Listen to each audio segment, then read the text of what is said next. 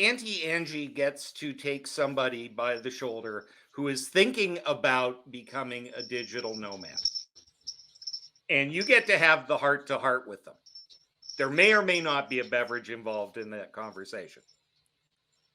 What do you tell people thinking about this besides, make sure you have an internet connection? What are the things about structuring your time, about focusing your work?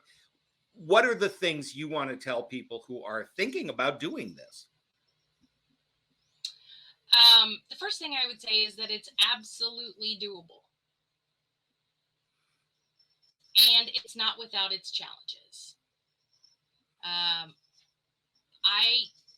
can't just, you know, we're in Tampa right now. I can't just pick up on a Thursday afternoon and go to the beach. I have to work. I can't just suddenly decide, hey, we're gonna up and move to, Fort Myers today. Let's go. No, gotta work. Thanks.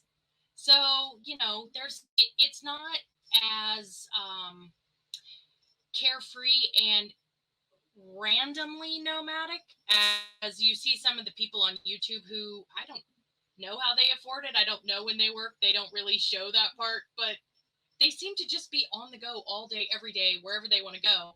I'm sure that's because that's the part they want you to see on YouTube. I don't really have all that freedom, but I would say do your research, try and pre-anticipate what kinds of issues might come up.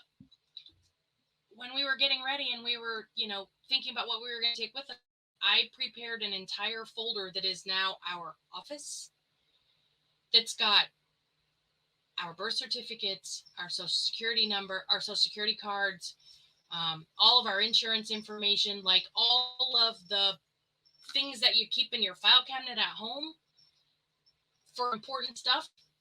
I have it with us just in case. I haven't needed it, but I have it, and I don't have to worry about how am I going to get that if I need my social security card for something. Who knows? So, but the biggest thing for me is just don't put off life for your job.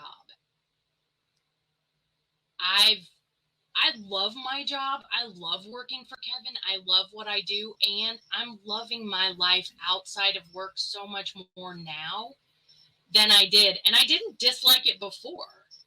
I just like it that much more now.